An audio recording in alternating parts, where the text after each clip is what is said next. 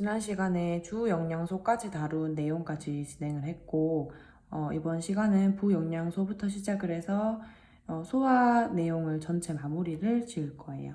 지금 부영양소를 볼 텐데, 일단 주 영양소에는 탄수화물, 단백질, 지방 이렇게 세 가지 영양소가 있었고, 그래서 우리가 3대 영양소라고도 했어. 그 탄단지는 에너지를 만들 수 있기 때문에 우리가 주라는 말을 붙였고, 이 부영양소들은 우리 몸에 꼭 필수적이지만 에너지는 못 만들어요. 에너지를 만들지 못해도 우리 몸에서 일어나는 생리작용들, 생리반응에 꼭 필요한 영양소들이 있기 때문에 얘네들이 그런 역할을 해준다.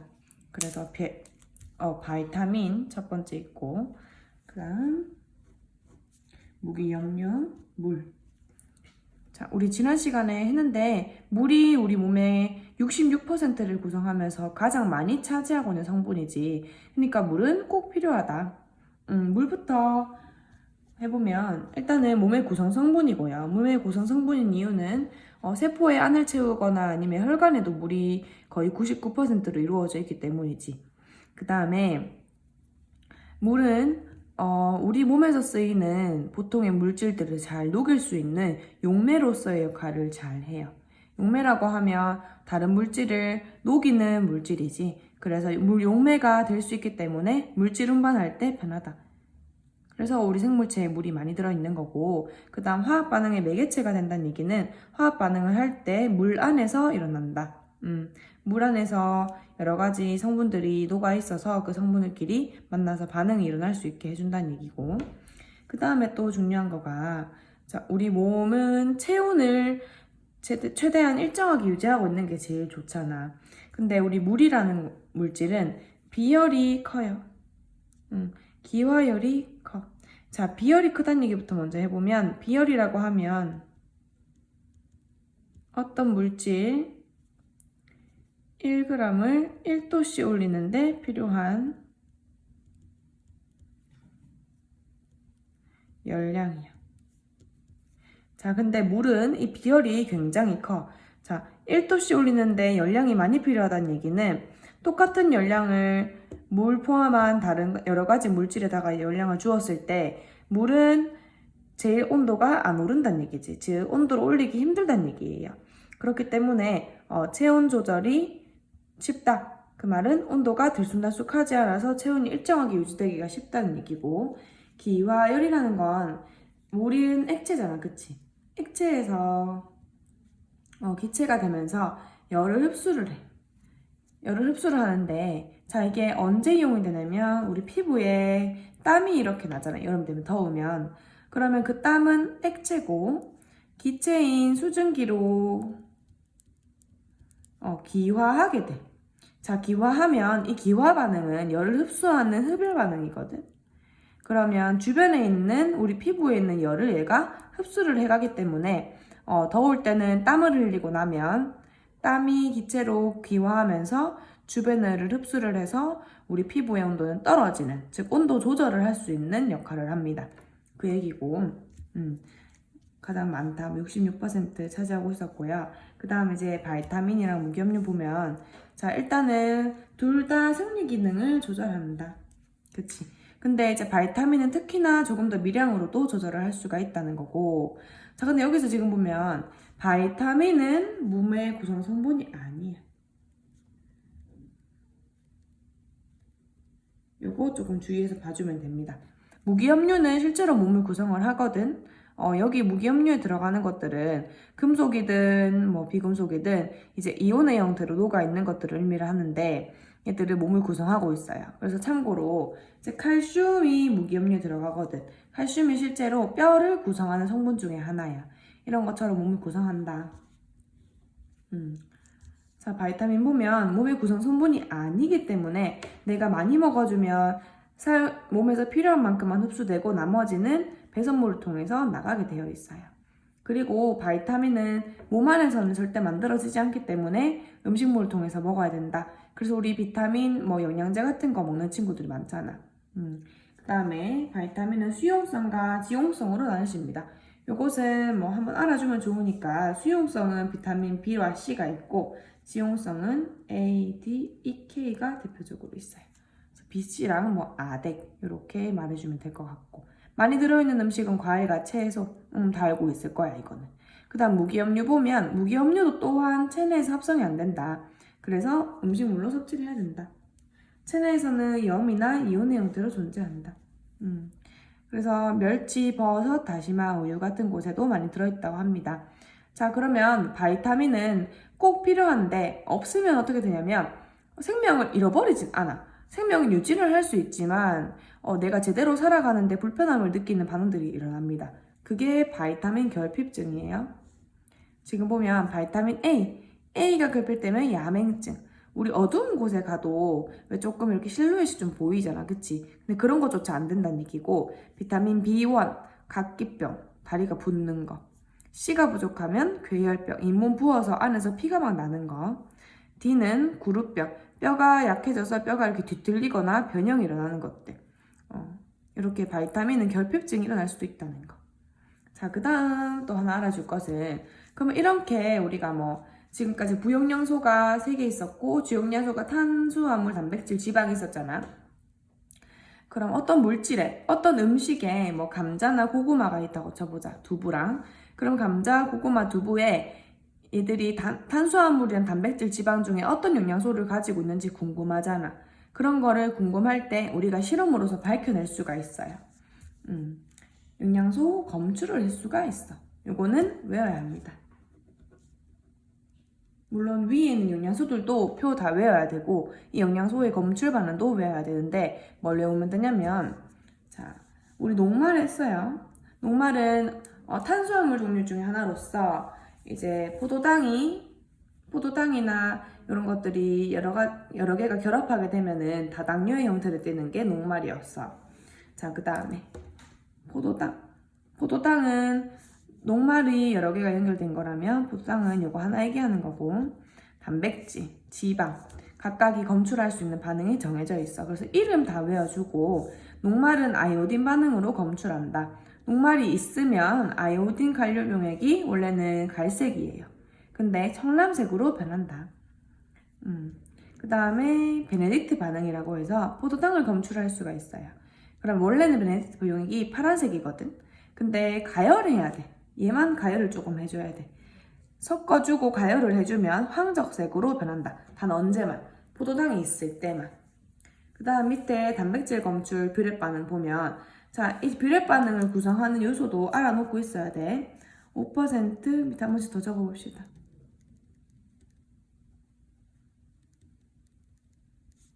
1% 황산고리.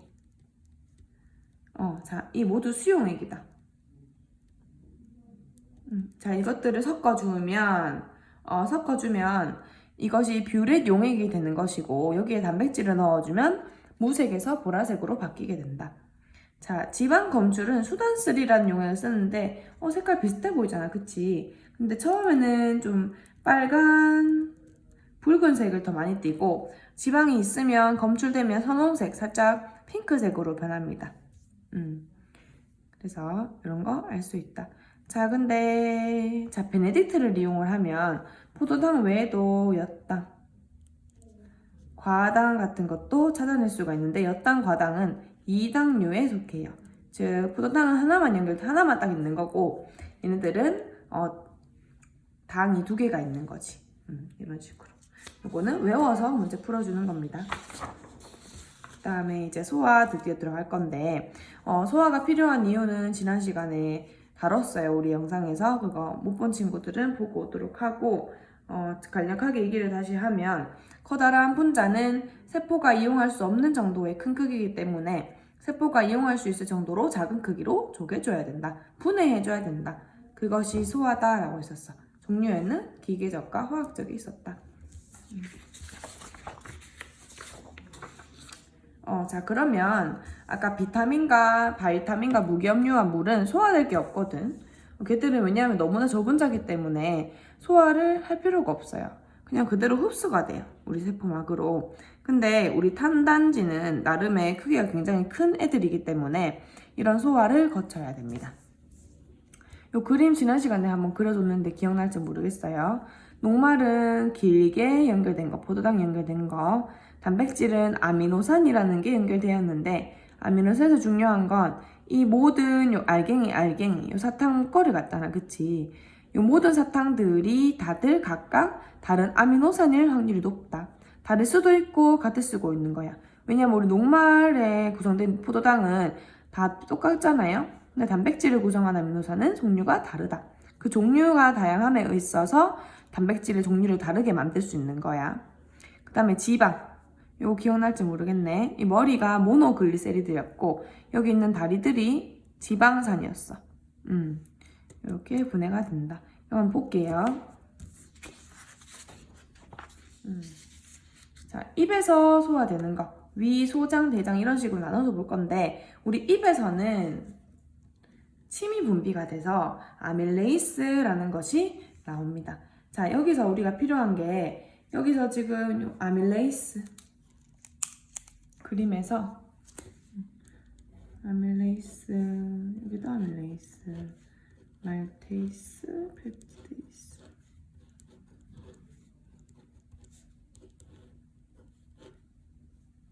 자 이렇게 있죠. 선생님 방금 네모친 애들은 뭘까? 얘네들은 음식물의 소화 과정을 빨리 진행시키도록 도와주는 물질인 거야. 그래서 얘네들을 효소라고 부르는데 소화효소라고 불러요.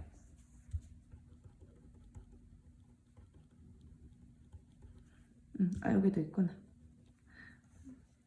자, 그래서 소화효소다. 자, 그러면 소화효소는 어디서 나올까? 소화효소가 지금 보니까, 자, 우리 녹말, 즉 탄수화물은 입에서 가장 먼저 소화가 시작이 되거든?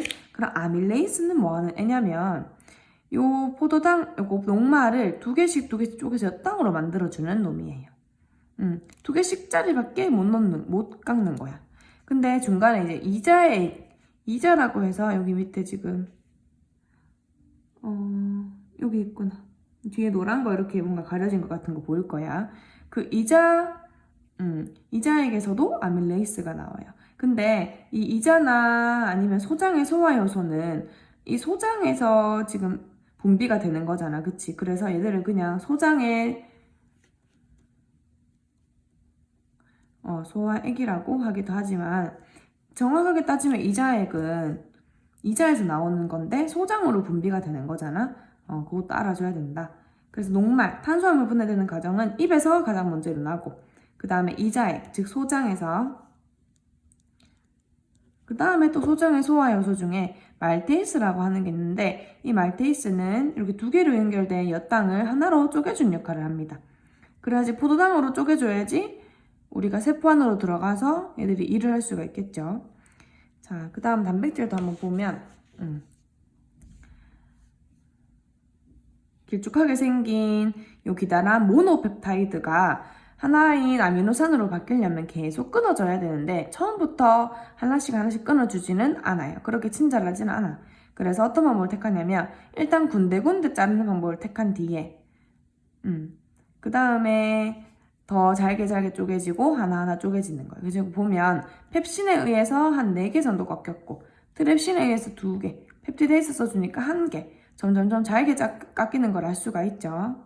요거 이름도 다 외워줍니다. 펩신, 트립신, 펩티데이스. 그 다음에 지방은 하나밖에 없어요. 라이페이스라는 거 하나밖에 없는데 그 전에 유화라는 글씨가 보여. 자, 유화는 뭐냐면 우리 지방이나 이 비계 덩어리들은 굉장히 자기들끼리 결합력이 강해요. 그래서 옆에 지방이 있고 옆에 지방이 있으면 놀러 가고 싶어 해. 둘이가 만나서 합쳐지고 싶어 한단 말이야. 근데 유화라는 거는 이 지방끼리 붙어 있는 거를 좀 부드럽게 이렇게 떨어뜨려 주는 거예요. 이렇게. 근데 라이페이스가 하는 일은 그럼 뭐냐? 자, 요거 원래 이게 이제 지방 하나 덩어리인데 라이페이스라는 소화 요소가 와서 직접 이 결합을 끊어주게 되면 모노글리세리드 하나랑 지방산 2개가 만들어져. 유화는 효소가 아니라 그냥 액이라고만 소화액이라고만 부르고 얘네들이 많이 뭉쳐있는 것도 그냥 풀어준 역할만 하지 화학 반응을 일으키게 하진 않아요. 근데 라이페이스는 화학 반응을 일어나게 한다. 얘네들은 이 그림 아주 중요하니까 그리면서 한 번씩 외워줍시다. 자, 그래서 밑에 여기 보면 선생님 방금 설명했던 거 이게 나오지. 지방의 유화, 쓸개즙이 만들어준다. 쓸개가 여기 보면 여기 초록 색깔이 쓸개거든. 쓸개즙은 그래서 여기서 만들어져서 밑으로 분비가 됩니다. 자, 여기 보면 이제 입, 위, 소장, 대장, 소화기관에서마다의 소화작용들에 대해서 한번 나옵니다. 자, 입에서는 우리 입에 안에 들어있는 거는 일단 치아가 있고요. 혀가 있죠. 그리고 침이 나오잖아. 그치? 자, 그러면 침에서는 아까 뭐 나온다 했지? 아밀레이스가 나와서 녹말을 분해시켜준다. 녹말을 소화해준다. 그쵸? 자, 그러면 우리 입안에는 아밀레이스가 있겠고, 그 다음에 이가 있어서 음식물을 부수겠고, 그러면 혀는 뭐 하는 걸까?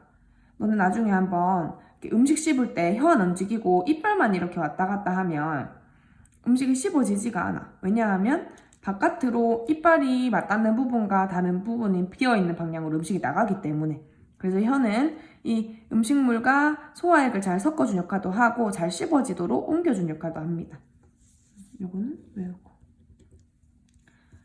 자, 그 다음에 위에서 볼게요.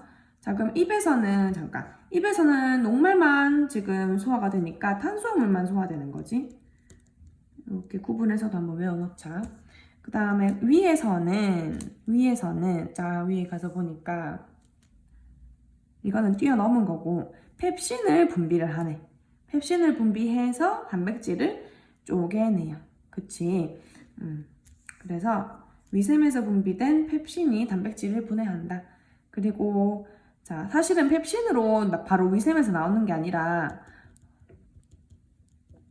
펩시노겐이라는 형태로 나오게 되거든. 근데 여기서 자, 위샘에서는 염산이 pH 2로 분비가 돼. 어느 정도냐면 계란 껍데기 넣으면 그냥 바로 녹을 정도예요. 엄청나게 강해요. 그래서 이 염산에 의해서 펩시노겐이 펩신이라는 최종적인 물질로 변화하게 되고, 그 다음에 얘가 이제 일을 해주는 거지. 무슨 일? 단백질을 분해해주는 일. 염산이 펩신 작용을 돕고 살균작용을 한다. 단백질 찾읍시다. 자, 그 다음에 소장이 조금 중요한데, 자, 소장은 지금 위에 가서 딱 보면 이자액과 소장의 소화 요소가 모두 소장의 소화액이라고 설명했지. 왜냐하면 둘 다 소장으로 분비가 되기 때문에. 근데 지금 보면 아밀레이스와 말테이스는 똑같은 녹말 라인에 있고, 얘들 둘이는 또 단백질 라인에 있고, 얘만 지방에 있잖아. 어쨌든 그러면 이 소장에 우리 음식물이 들어가게 되면 녹말, 즉 탄수화물, 단백질, 지방 요 세 가지 영양소가 전체가 소화될 수 있다는 얘기죠. 알아주고 단지 소화. 그 다음에 간에서 지금 보면 아까 선생님 쓸개즙 한 번 얘기했었는데 유화를 도와주는 쓸개즙, 이거는 쓸개에서 만들어지는 게 아니라 간에서 만들어져요. 간에서 만들어져서 쓸개에 저장되었다가 필요할 때마다 소장으로 바로 분해가 돼서 분비를 돕는다. 지방의 소화를 돕는 것. 그 다음에 여기는 읽어보면 이자액의 아밀레이스가 녹말을 엿당으로 자, 여기서 지금 잠깐 보면 우리 입에서도 아밀레이즈가 나오고 이자액에서도 아밀레이스가 나오잖아. 그 이유는 우리가 보통 사람들이 강제로 오래 씹는 거 아닌 이상 대충 씹고 넘긴단 말이죠. 그렇게 되면 입에서 미처 아밀레이스와 만나서 반응하지 못해서 쪼개지지 않은 애가 있어. 걔네들은 이 밑에서, 즉 소장에서 한 번 더 소화가 시켜준다는 얘기야. 그럼 탄수화물만 지금 2번 하는 거지. 그래서 이것도 한번 읽어봐 줍시다. 자, 그 다음에 3번 소장의 소화 요소가 엿당을 단당류로 중간 산물 단백질을 아미노산으로 분해한다. 그래서 지금 소장에서는 요일도 일어나고 그 다음에 말테이스도 나와서 아밀레이스에 의해서 분리된 만들어진 엿당을 다시 포도당으로 만들어준 역할도 하고, 그 다음에 라이페이스가 지방산과 모노글리세드로, 그 다음에 트립신은 펩티데이스랑 함께 이 단백질을 아미노산으로 바꿔준 역할을 하죠.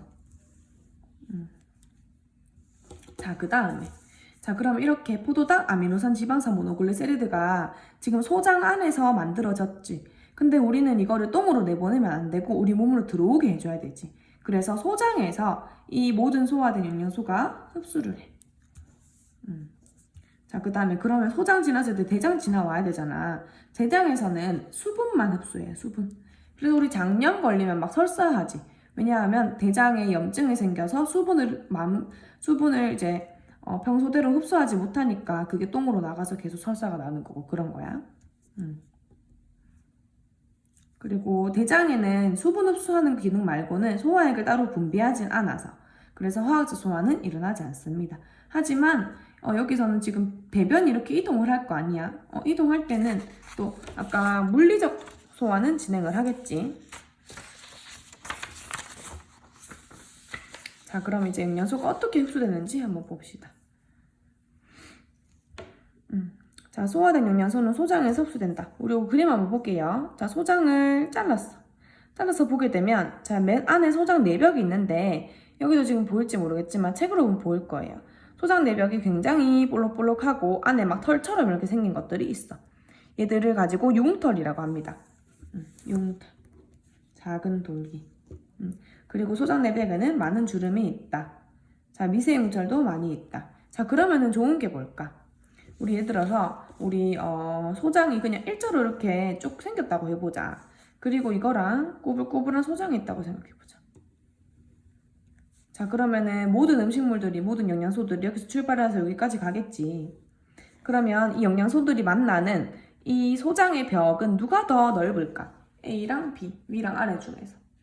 밑에가 더 높겠죠. 왜냐하면 길게 안 가고 구불구불 가기 때문에 가는 길이가 더 들겠지. 그래서 이렇게 하는 예를 보면 우리 소장 내벽이 볼록볼록하게 돌기가 나 있어서 표면적을 높여준다는 걸 알 수가 있어. 자, 표면적이 넓으면 표면적이 높아서 영양소들이 소장 내벽과 만나는 그 면적이 넓어진 애들은 더 빨리 흡수를 하고 대장으로 나가서 버려지는 영양소들 없이 전부를 다 흡수를 할 수가 있겠지. 그래서 그 그림 한번 다시 해볼게요. 자, 지금 보면 소장을 뜯었고 안에 소장 내벽이 있다. 내벽 안에는 지금 자 중요한 것도 있어. 암죽관과 모세혈관이라는 게 있어요. 자, 이거는 뭐냐면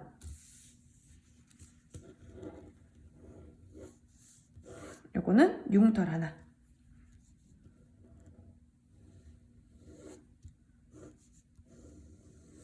자, 이게 뭐냐면 암죽관. 그 다음에 이 암죽관을 감싸고 있는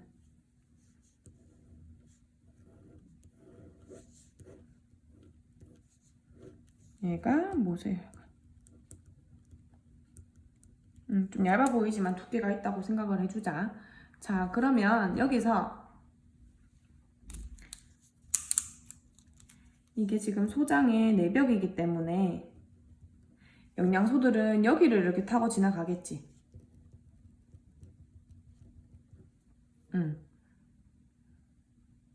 그러면 어떤 영양소들은 모세혈관으로 가고 어떤 영양소들은 암죽관으로 가겠죠. 자, 근데 암죽관은 뭐냐면 자, 우리 혈관은 뭘까? 피가 지나가는 통로로서 얘들은 보통 이 물로 이루어져 있어. 그런데 자, 영양소들은 대부분이 지금 수용성이거든. 근데 이 중에서 물에 안 녹는 지방, 아까 지방산과 모노글리세리드 있지. 얘들은 물에 못 넣거든. 그럼 얘들은 혈관들이 운반해줄 수 있는 성분들이 아닌 거야. 얘네들이 암죽관에 들어갑니다. 이렇게 됩니다. 그래서 아니면 지용성 바이타민 있지. 아까 우리 A, D, EK 4개 얘기해줬었거든. 지용성 바이타민도 암죽관을 통해서 이동한다. 자, 그럼 암죽관을 통해서 들어가면 이 암죽관은 뭐냐면 사람의 몸에 이렇게 있으면 혈관이 모구모구 흐르잖아. 근데 이 암죽관은 끝이 이렇게 정해져 있어요. 그래서 나중에는 림프랑 연결이 되거든. 림프관 중에 한 부분의 이름이야. 림프는 뭐냐? 림프가 바로 쌤이 말했던 요 그림이야. 근데 림프에는 누가 있냐면 병균이나 바이러스가 들어왔을 때 맞서 싸울 수 있는 병균세포들이 들어있기 때문에 우리가 막 아프거나 하면 몸이 막 붓거든? 막 겨드랑이 밑도 아프고 이럴 때가 있어. 왜냐하면 그런 곳에 림프절이라는 게 이렇게 뭉쳐있기 때문이에요. 그래서 림프관의 일부인 암죽관에 이 이 지방산과 모노글리세리드, 그 다음 지용성 바이타민이 들어가서 이동하게 된다. 자, 어디로 이동하냐면 암주관에서 림프관에서. 자, 어쨌든 얘도 지방이랑 바이타민인 영양소를 빨아들였잖아. 그러면 빨아들인 이 영양소들을 온몸으로 내보내야겠지. 그러려면은 얘들이 한 곳에서 만나야 돼. 몸의 허브, 바로 심장에서 만나서 다시 나갑니다. 자, 근데 림프관에서 심장으로 갈 때 바로 이어지는 건 아니야. 왜냐면 림프관은 선생님이 이렇게 생긴 거라고 했지 혈관이랑 연결되어 있는 건 아니거든. 그래서 중간에 림프관이 이렇게 있으면 주변은 이제 모세혈관들일 거거든. 그럼 여기는 영양소들이 나옵니다. 그 다음에 심장으로 들어갈 때는 심장으로 들어가는 혈관의 이름이 대정맥이야. 그래서 이런 영양소들은 림프관에서, 즉 암주관, 림프관, 대정맥, 심장이라는 통로로 이동을 한다.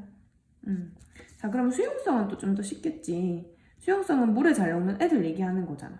그래서 아까 여기 쌤이 말했던 거 지방이랑 지용성 바이타민 빼고는 모두 수용성이라고 생각을 하면 되고, 그럼 수용성은 모세혈관에 흡수가 됐다가 수용성 영양소 얘기하는 거지.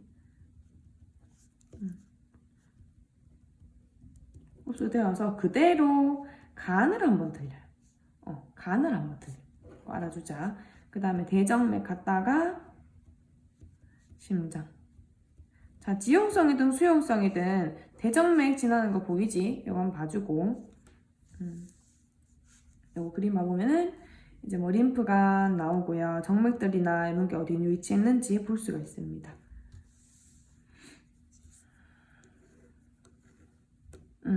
자, 왜 간에 가는지 이유가 있어요.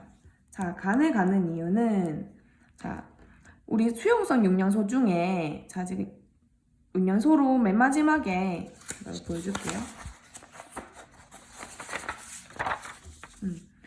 여기 탄단지였지. 탄수화물의 가장 마지막 최종 소화 산물은 포도당이었어. 자, 근데 포도당을 우리가 저장을 하고 있어야 돼. 언제 필요할지 모르니까, 그치? 우리 식물도 저장을 하는 것처럼 동물도 포도당을 좀 저장을 해야 되는데, 이 저장할 때 간에 저장을 합니다. 근데 포도당을 포도당의 형태로 저장하면 물에 잘 녹기 때문에 잃어버리기가 쉬워서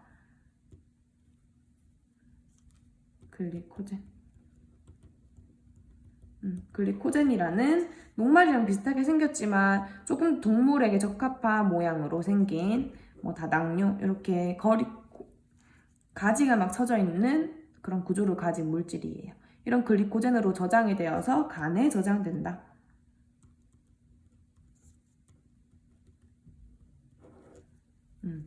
밑에 정리되어 있는 그림 한번 봐주면 뭐 영양소들에는 단당류, 아미노산, 무기염류, 수용성 비타민들이 있고 무기염수도 여기 들어가죠. 무기염류들은 다 이온이기 때문에 물에 잘 녹아요. 그 다음 얘들은 지용성.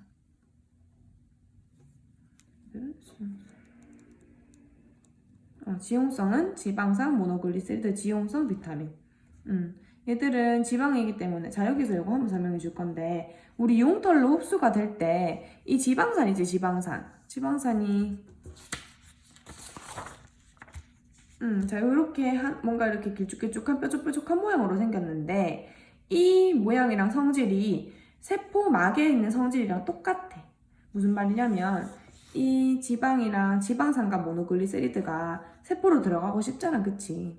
들어가려면 이렇게 열고 가야 되는데 얘가 얘랑 모양도 너무 비슷하고 당기는 힘도 비슷하니까 얘가 그냥 여기 붙어버리는 거야. 안에 들어가줘야 되는데 이게 지금 지방의 소화 산물인데 우리가 소장 내부로 흡수가 돼야 되는데 흡수가 안 되는 거지. 이거를 방지하기 위해서 기껏 잘라놨지만 잠깐 얘네들을 보호를 해요. 보호를 한 상태에서 세포막 안으로 내보내. 그래서 여기 아까 그림 보면 다시 지방으로 변했다가 암축관으로 간다고 지금 그림이 나와 있지. 그 다음 가서 림프관 갔다가 밑장 및 빗장 및 정맥, 이거는 쇄골 밑에 있는 정맥 얘기하는 거야. 거기서 만나서 대정맥으로 들어갔다가 심장으로 모인다. 심장으로 모이는 이유는 이 모든 영양소들은, 자, 여기가 지금 위치가 소장이잖아. 근데 소장에서만 이런 영양소들이 필요한 게 아니라 온몸에서 영양소들이 필요하잖아요. 그 온몸으로 영양소들 보낼 때 뭐 타고 가? 피를 타고 가지, 혈관을 타고 가지. 혈관 타고 가려면 일단 중앙에 모두 모여서 같이 퍼져야 되지. 다 섞여서. 그래서 심장에서 다 만나는 거예요. 이런 것도 중요하니까 다 외워줍니다. 자, 여기 7번 매니에 보면 표면적과 흡수 효율이 있는데 왜 표면적이 넓으면 더 많이 흡수할까? 이거는 더 많이 닿는, 외부와 닿는 부분이 높아질수록 반응을 더 빨리 하는 거지, 그냥. 그래서 표면적이 넓으면 물을 더 많이 흡수한다. 여기도 밑줄 한번 칩시다. 암주가 모세혈 많이 감싸고 있다. 수용성 영양소는 모세혈관으로, 그 다음에 지용성은 암주간으로. 이거는 외워줍니다. 그 다음에 8번 한번 8쪽 한번 볼게. 효소. 자, 효소에 대해서 잠깐 나오는데 이거는 깊게 할 건 없고 선생님 필요한 것만 좀 골라서 얘기를 해줄게요. 자, 지금 효소라는 거는 아까 지금 일어났던 소화 반응들을 도와주는 직원들, 도와주는 물질이야.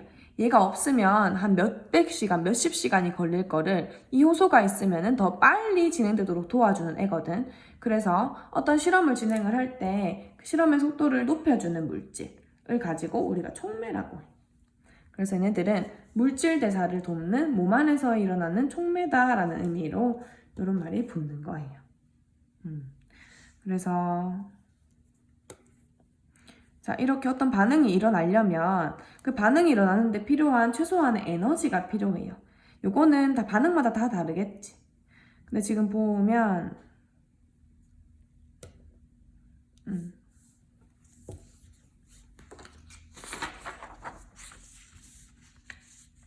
자, 만약에 A 반응의 활성화 에너지가 100이다.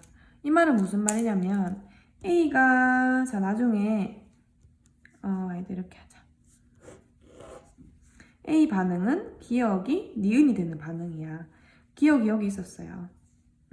근데 니은이 되려면 100만큼이 필요하다는 얘기야. 그러면 100만큼 얻어서 100만큼 올라갔다가 다시 내려오는 거야. 어디로 갈지는 몰라. 하지만 어쨌든 간에 기억에서 니은으로 반응이 일어날 때 바로 가는 것이 아니라 얘들이 어떤 반응을 하려면 그보다 더 많은 힘이 필요해요. 많은 에너지가 필요하고 이것을 활성화 에너지라고 한다. 근데 내가 만약에 촉매를 사용해 주잖아? 촉매라는 건 실험의 속도를 빨리 해주는 거. 그러면 이 상태에서 속도를 빨리 해주려면 이 산을 이만큼 오를 거는 조금만 산을 오르게 하면 되겠지. 촉매를 써주게 되면 활성화 에너지가 줄어들게 돼. 요게 활성화 에너지. EA라고 불러. 원래는 이만큼 100이 높았는데 촉매를 써주면 줄어든다. 그 말은 이만큼 100 에너지를 가질 필요 없이 조금만 얻어도 바로 반응을 넘어간다는 얘기니까 반응이 빨리 된다는 얘기겠지. 그러면 반응 속도 증가.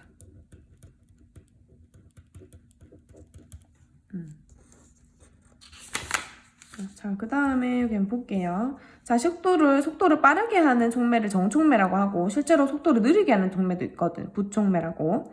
그 다음에 활성화 에너지 한번 보면, 자, 반응물이 여기 있고, 생성물이 더 밑에 있는 에너지가, 자, 이거랑 상관은 없어. 어쨌든 여기서까지 여기까지 가는데, 이 반응물 기준으로 필요한 에너지가 활성화 에너지야. 그만큼 있어야지 반응이 넘어갈 수 있다는 얘기거든. 그럼 효소가 없을 때는 빨간색, 2칸, 많지. 효소가 있으니까 1칸밖에 안 되더라.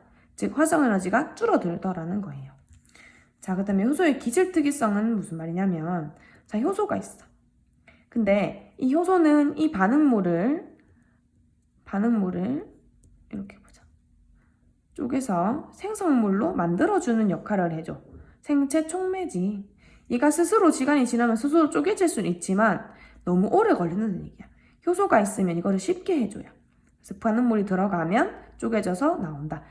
단 대신에 하나의 효소는 하나의 단백질이랑만 반응을 한다. 무슨 말이냐면 아까 탄수화물 소화 요소 배웠잖아. 탄수화물 소화 요소는 단백질은 소화 못 시킨다는 얘기고 단백질 소화 요소로는 탄수화물 소화 못 시킨다는 얘기야.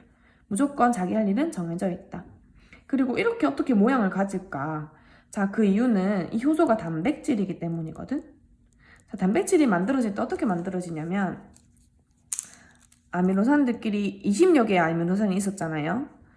그러면은 얘네들이 이렇게 랜덤하게 뭐 배열을 하겠지. 이 상태에서 끝나는 게 단백질이 아니라 단백질은 얘가 반틈 접혀. 그 다음에 막 꼬여. 그래서 뭔가 덩어리가 돼. 입체적인 모양을 가지는, 입체 구조를 가지는 덩어리, 알갱이가 되면 그게 단백질이야. 여기 밑줄 한번 쳐볼게. 이거는 좀 중요하니까. 그래서 한 종류의 변환물과만 결합한다. 자, 이거 말고도 지금 효소의 활성 영향을 미치는 요인. 여기 보면 최적 온도가 있네, 그치? 밑줄 한번 치고. 근데 최적 온도 기준으로 최적 온도 미만에서는 얘들이 오르면 오를수록 온도가 오를수록 효소가 더 반응을 빨리 했는데 이 한 38도 이상으로 넘어가니까 효소가 변성이 일어나더래. 자, 효소는 단백질이에요. 변성은 뭐냐면 얘들이 성질을 잃어버리게 되는 거야. 자, 우리 계란 후라이 뭐 구워본 친구들 알겠지만 거기는 계란 흰자가 단백질이거든. 그러면 그런 거 불 조금만 이렇게 세게 하더라도 원래는 투명한 애들이 흰색으로 바뀌면서 익어버리잖아. 그게 바로 변성이야. 변성이라고 하면 얘들 가지는 성질을 잃어버리는 거. 그래서 반응이 멈추게 된다. 온도의 영향을 받고요. 온도는 최적 온도를 가져. 반응마다 달라. 그 다음에 효소의 반응 속도는 pH 영향을 받는다. 반응을 빨리 해주는 그 반응마다의 pH라는 게 있어. pH는 수소이온 지수로서 이게 수소이온이죠. 다들 알고 있지? 이 많으면 낮은 pH, 적으면 높은 pH. 얘는 염기성, 얘는 산성. 이렇게 해주면 된다. 그래서 단백질은 pH 영향을 받아서 입체 구도가 잘 변할 수가 있다. 그거 얘기해주는 거야. 자, 이렇게 하면 이제 소화는 마무리가 됐는데 아까 우리 외워야 되는 거 중요한 거 있었잖아. 그거 요거 잠깐만 같이 정리 한번 해볼게요. 공책이나 이런 거 꺼내서 같이 한번 필기해보자. 일단은 녹말이를 안 하고 선생님은 탄수화물을 할게.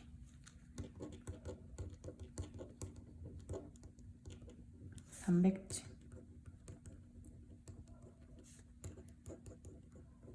그 다음에 이제 입에서 탄수화물, 단백질, 지방 성분 중에 소화되는 것은 탄수화물밖에 없었어. 근데 탄수화물이 이제 녹말의 형태로 들어오게 되면 녹말이 아까 엿당으로 바뀌었다, 그치? 이렇게 해주는 게 누구였어? 아밀레이스. 파란 색깔 네모 칸 치는 거는 소화 효소 얘기하는 거. 그 다음에 입에서는 단백질, 지방은 소화가 안 일어나지. 자, 그 다음에 위로 넘어올게. 위. 자, 위에서는 누구만 또 소화가 되냐면 이번엔 단백질만 소화가 돼요. 얘들은 안 돼. 자, 그럼 우리가 여기서 알 수 있어. 지방 성분, 막 기름 낀 거 많이 먹으면 되게 배도 오래 부르고 막 배가 조금만 먹어도 배가 부를 때가 있고 그러잖아. 왜냐하면 지방이 초장까지 가야지만 소화가 되기 때문에. 단백질은 원래는 이렇게 기다랗게 연결된 형태로 생겼어. 자, 여기서 우리 이 각각은 다 아미노산이잖아. 그리고 아미노산 사이는 펩타이드 결합이라고 하거든. 그럼 이 전체적으로 펩타이드가 길게 연결되어 있잖아. 이거를 가지고 폴리펩타이드라고 불러. 폴리라고 하면 길게 연결된 형태를 얘기를 해요. 그럼 폴리펩타이드가 펩신에 의해서 소화가 되면 여기서 폴리펩타이드에서 바로 아미노산, 즉 하나씩 쪼개지는 것이 아니라 3개 또는 4개 이렇게 해서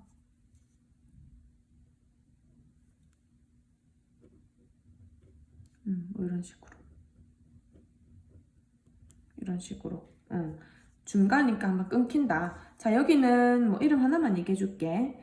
얘는 3개 있잖아, 그치? 그래서 트리펩타이드 라고 불러. 이렇게 된다. 아니면 자, 우리 요즘 중학교 이제 15년도 개정 과정으로 바뀌면서 그냥 여기는 단백질이라고 나오고 여기는 단백질 중간 산물이라고 나와. 이름이 이렇게 자세하게 안 나옵니다. 되겠지. 자, 그 다음에 이제 소장 가볼게. 소장은 좀 많으니까. 자, 소장에서는 녹말이 한 번 더 분해가 돼. 한 번 더 소화가 돼. 왜냐하면 우리 음식물이 입에 머무르는 시간은 굉장히 짧잖아. 그래서 소장에서 한 번 더 나옵니다. 아밀라이스가. 녹말이 몇 당으로 분해된다. 아밀레이스에 의해서. 자, 근데 엿당이 마지막이 아니라 최종 소화산물은 포도당이 되어줘야 되잖아. 그럼 포도당까지 한 번 더 가야 되겠지? 얘를 이제 말테이스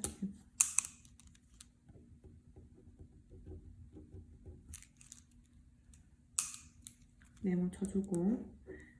자, 이 말테이스도 또한 15 계정 과정에서는 그냥 탄수화물 소화 효소라고만 얘기를 해놔요.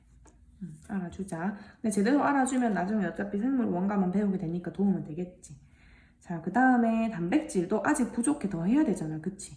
자, 그러면은 이 트리펩타이드를 다시 쪼개주는, 여기 바로 이어서 할게. 2개짜리로 이어줘요. 이런 식으로. 이거는 다이펩타이드라고 부르는데 우리 개정된 교육과정에서는 똑같이 단백질 중간 상물이라고 불러. 줄여서 단중이라고 적게. 이렇게 해주는 애는 트립신.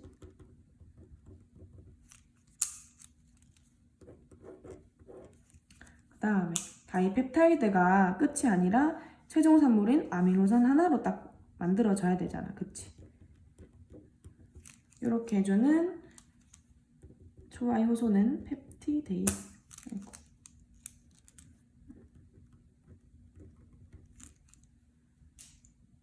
얘도 그냥 단백질 소화 효소라고 나오는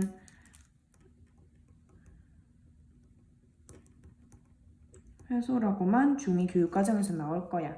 하지만 이름 알아둔다. 자, 그 다음에 우리 지방 한번 볼게요. 지방은 처음에 굉장히 자기네들끼리 막 이렇게 뭉쳐있다고 했어.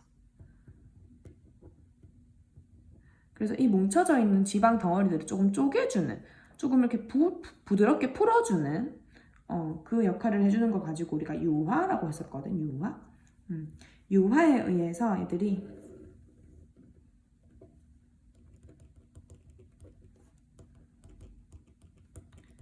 작은 지방 덩어리로 분해가 된다.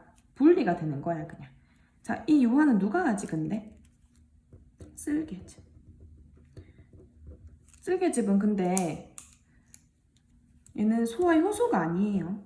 얘는 소화 효소가 아니라 그냥 소화액이야. 소화 효소라고 하면 진짜로 결합을 끊어주는 건데, 얘는 결합을 끊어주는 게 아니라 뭉쳐져 있는 걸 그냥 떼주기만 했거든. 그치? 그 다음에 진짜로 지방을 소화하는 효소는 라이페이스. 얘는 이렇게 돼서 모노글리세리드와 지방산으로 분리가 된다. 분해가 된다. 그치? 자, 이렇게 해서 요거를 다 암기를 해줘야 됩니다. 여기서 또 우리가 어떻게 보면 좋냐면 탄수화물이 소화되는 장소는 이렇게 물어. 그러면 입, 소장 이렇게 말해야 되고, 단백질이 소화되는 곳은 위랑 소장, 지방이 소화되는 곳은 소장, 이렇게 말할 수 있어야 되고, 이름, 소화 효소도 이름 다 외워야 되고요. 여기서 지금 또 구분해서 알아야 될 게, 여기 아밀레이스, 트립신, 라이페이스라고 해서 탄수화물, 단백질, 지방 3가지 주 영양소들을 모두 소화할 수 있는 이 소화 요소가 다 같이 이자액에 들어있어. 이자에서 만들어져요. 이자에서 만들어진 게 소장으로 분비가 되는 거야. 얘네들은 뭘까? 말테이스와 펩티데이스는 그냥 소장 자체에서 소화샘에서 만들어지는 소화 효소고, 이렇게 외워줍니다. 그러면은 또 이렇게 볼 수 있겠지. 입에서는 탄수화물만 소화가 되고 위에서는 단백질만, 소장에서는 3가지 모두 영양소가 다 소화가 되더라. 그래서 가로로도 볼 줄 알고 세로로도 볼 줄 알고 이렇게 해서 외워줘야 됩니다. 이쪽이 아주 중요하니까 여기에 이제 쓸개의 위치나 이자의 위치도 한번 봐주고, 아까 쓸개즙은 쓸개에서 만들어지는 게 아니라 간에서 만들어지지. 간에서 만들어졌다가 쓸개즙에 저장이 되고 그 다음에 소장으로 분비가 된다라고 했었어요. 이거 주의하고 이거 중요하고 아까 영양소의 흡수 부분에서는 이 소장에는 융털이라고 하는 작은 돌기가 엄청나게 많다. 이 융털 때문에 표면적이 굉장히 넓기 때문에 영양소들을 잘 흡수를 할 수가 있다. 근데 지금 보면 자, 소장 내벽이 이렇게 꾸불꾸불 되어 있잖아. 그치? 근데 이거 하나가 융털이 아니라 이 꾸불꾸불하게 구부러진 내벽 안에도 또 이제 융털이 이렇게 있어요. 그치? 이 그림은 여기 구불구불하게 뾰족뾰족하게 해서 나온 것 중에서 하나를 확대를 한 거야. 이것도 봐주고 흡수된 영양소 이동도 다 외워줍니다. 그래서 소화 단어는 뒤에 이제 순환이나 아니면 호흡, 배설을 할 때, 특히 배설할 때도 이 내용은 계속 나오기 때문에 굉장히 중요하고 아까 소화되는 과정들, 소화 요소들 외우는 것도 굉장히 중요하기 때문에 잘 외워줘야 됩니다. 이렇게 마무리를 하겠고 우리 아까 소화 첫 페이지 보면 이것도 중요했고요. 영양소 검출하는 거 있지? 이거 굉장히 중요하거든? 그래서 이런 것도 한번 봐줘야 돼. 아, 이거 관련된 문제 어떤 거 나올 수 있냐면 이런 거 한번 해볼게. 자, 여기 밥알을 놔뒀어. 그리고 하나는 그냥 물을 넣었어요. 하나는 침을 넣었어, 밥알에. 그러고 시간이 지나고 난 뒤에 뭘 넣어봤냐면 자, 어떻게 될까요? 생각해볼까? 밥알에 물을 넣어줘. 그러면 밥알은 그냥 계속 밥알이 있겠지. 밥알은 녹말이에요. 탄수화물이지. 자, 근데 침을 넣었어. 자, 침을 넣게 되면 침 안에는 아밀레이스가 밥알을 뭘로 분해시켜줄까? 엿당으로 분해를 시키겠지. 그러면 시간이 지나고 나면 왼쪽 시험관에는 녹말이 그대로 있고 오른쪽 시험관에는 엿당만 있겠지. 자, 그럼 이걸 어떻게 알아요? 이 영양소 검출하는 시약을 통해서 알아내는 거야. 자, 왼쪽에 녹말을 검출한 아이오딘 반응해보니까 청람색으로 바뀌었네. 오른쪽은 청람색이 안 바뀌었네. 대신에 오른쪽에서는 베네딕트 반응에 반응을 해서 황적색으로 바뀌었네. 알 수 있겠지. 여기 엿당도 아까 베네딕트 반응한다 했잖아. 그래서 이 베네딕트 반응만 이용하더라도 여기는 그대로 파란색으로 남아있겠고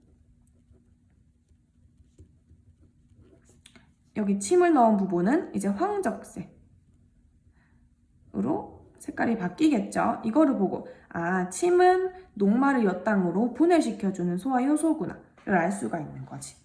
이런 식으로 문제가 자주 나오니까 이런 거 한번 알아주고 그 다음에 똑같은 침인데도